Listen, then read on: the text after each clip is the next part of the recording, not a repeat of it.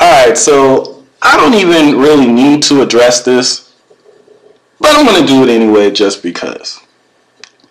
So in my last video, the first Dr. Seat, one of my subscribers asked me what systems that I currently own and what retro systems I own. And I made it known again, because I already stated this before, that I never owned a Super Nintendo. I owned a Sega Genesis. So you got people on the internet going crazy. Oh, Dr. Dre's not a real Nintendo fan. He never owned a Super Nintendo. Everybody owned a Super Nintendo. Oh my gosh, he's not a real Nintendo fan. He never played Super Nintendo. First of all, shut up. You guys are idiots. I said I didn't personally own a Super Nintendo. I never said that I didn't play Super Nintendo games. You freaking morons. It's quite the opposite. You see, let me take you guys back years ago to the early 90s.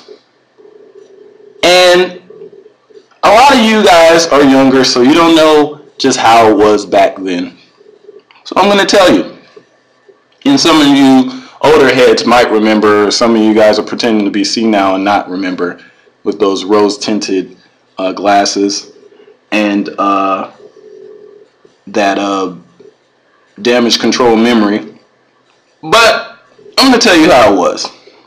Back then, as a kid, you were lucky to even own a Sega Genesis or a Super Nintendo, let alone both of them. Back then, parents, politicians, teachers, grandparents, etc., thought that video games were bad. They thought that video games destroyed little kids' minds. So you were pretty much lucky to even own one of those back then.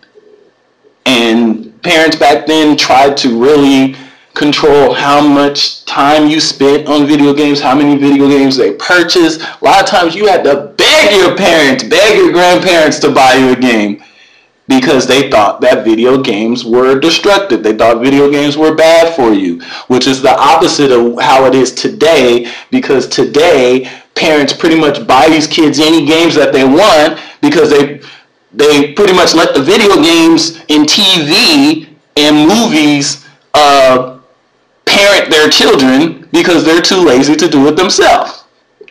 But anyway, so back then was the opposite. The parents, they used to try to keep you from playing that much video games, and you were pretty much lucky to even own a Sega Genesis or own a Super Nintendo.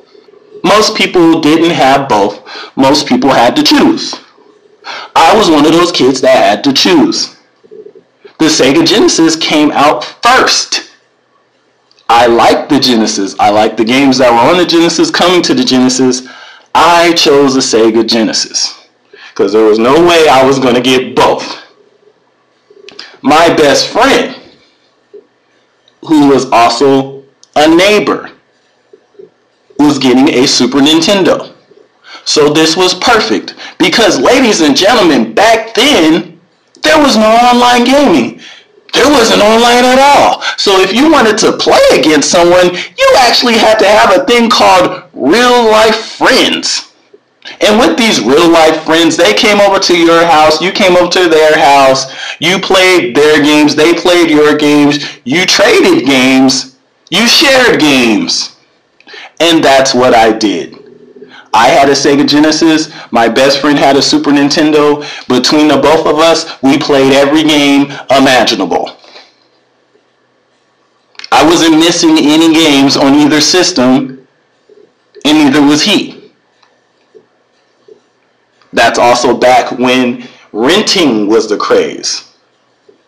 That's back when places like Blockbuster Video, Super Duper Video, they were popping because there was kid gamers like us that used to rent games every week. Every weekend we get in there and rent a game.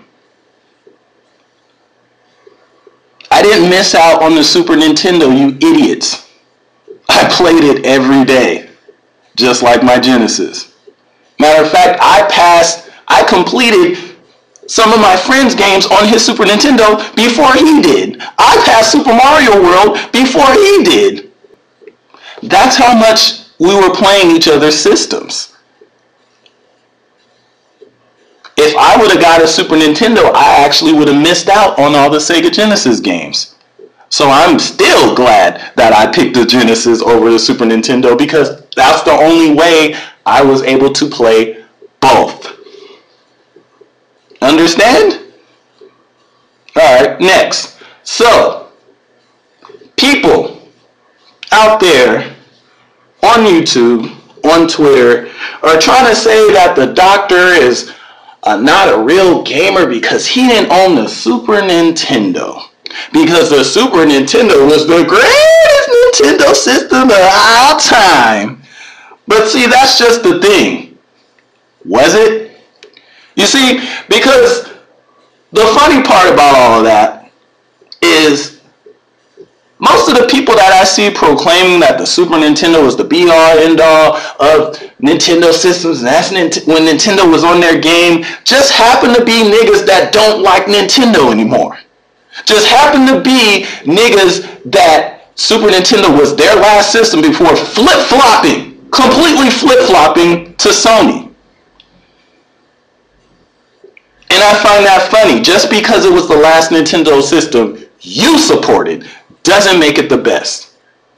And the funny part about all that, I bet if you ask most Nintendo fans, current Nintendo fans and Nintendo fans that have been Nintendo fans since the jump, since the NES, what their favorite Nintendo system of all time is, I can guarantee you most of them will not say the Super Nintendo.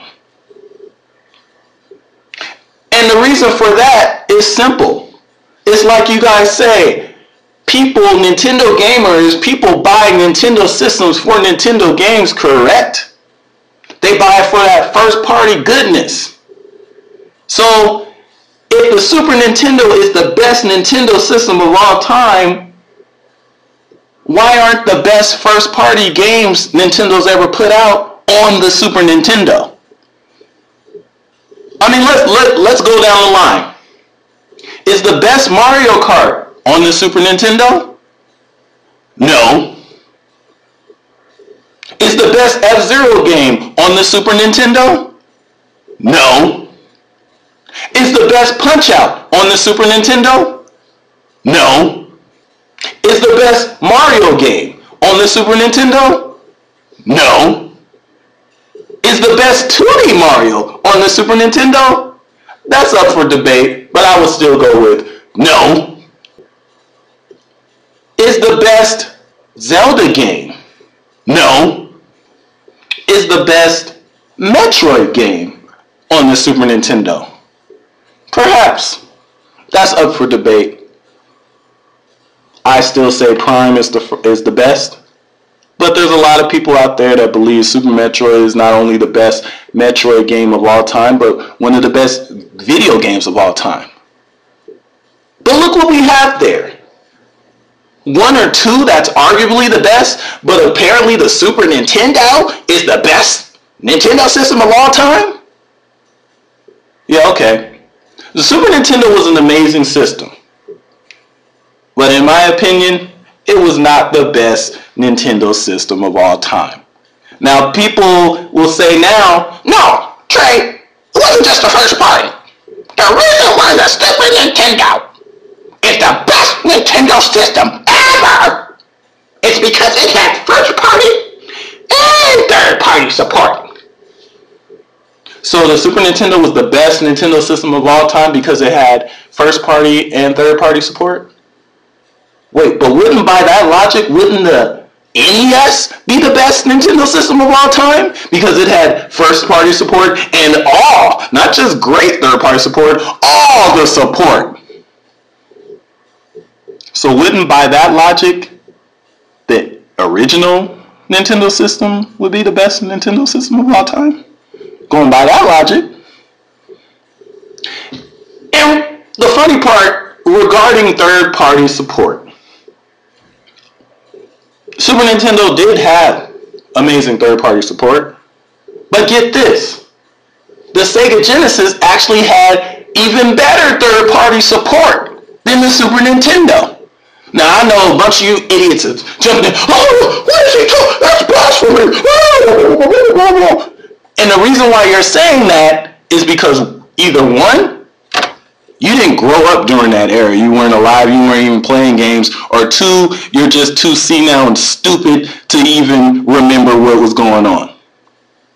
Now, when gamers look back at the Genesis versus Nintendo rivalry, which with multiplats always comes down to the graphics, they usually bring up Street Fighter 2 and Mortal Kombat. Now, Street Fighter and Mortal Kombat both looked better on the Super Nintendo than the Genesis. That's not even up for debate. They looked better. But the thing is, they didn't play better at all. The first Mortal Kombat on the Super Nintendo, forget the blood, forget the fatalities. The main major offense was the fact that only 15 to 20% of the combos from the arcade version even worked in the Super Nintendo version. All of the combos worked in the Genesis version from the arcade. All of them. Now, when Mortal Kombat 2 came out, which was a vast improvement on the Super Nintendo, it looked way better than the Genesis version, but it still didn't play as good as the Genesis version. Street Fighter 2 on the Sega Genesis with a 6-button pad plays better than the Super Nintendo version. Period. And actually, games like Super Street Fighter 2 on the Sega Genesis actually had more modes. They also had like an extra tournament mode or something. It had more stuff. But this is the thing. It wasn't just those games. Most third-party games across those systems, the Genesis came out the victor. Because back then, it wasn't, some of the games were just straight ports like we have today, most third-party games. But a lot of the games back then, they had two separate teams work on two separate versions. And the games, they might be the same in title, maybe, but they were completely different games. The X-Men games for the Genesis and the X-Men games for Super Nintendo weren't even nothing alike. Nothing alike. And the Genesis ones were far better. And the funny part is, one of the better X-Men games on the Super Nintendo eventually got ported to the Genesis. So the Genesis had like all the good X-Men games. Back then, licensed games were actually good. Third parties used to actually try on the licensed game. They actually put some of their biggest talent on the licensed games. The Disney games, all which were better on the Genesis.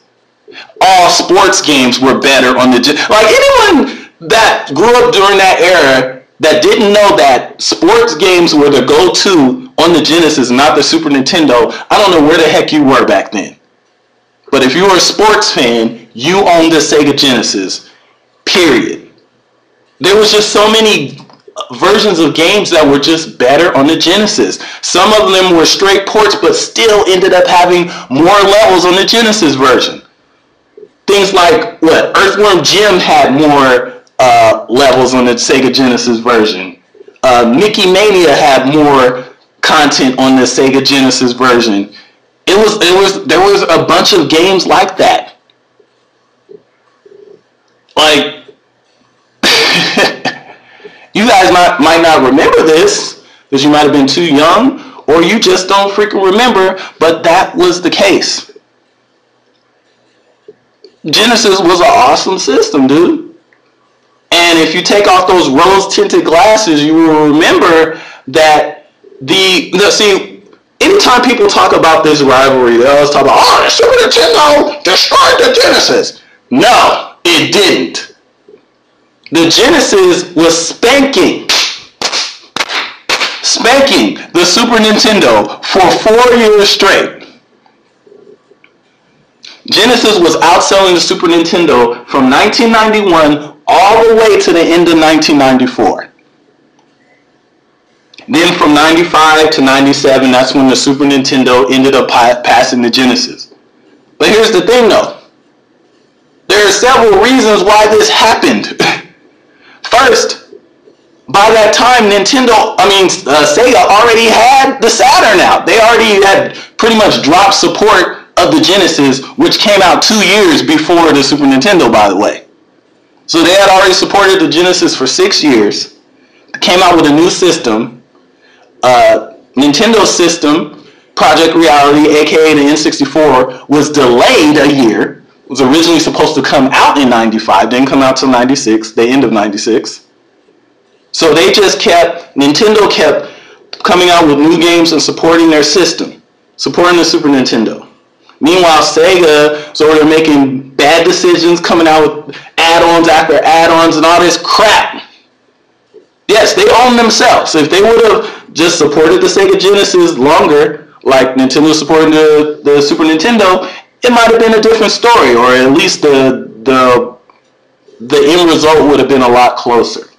But people forget that Sega had pretty much all but abandoned the Genesis, and that's when it got passed, after kicking the Super Nintendo's butt for 4 years straight.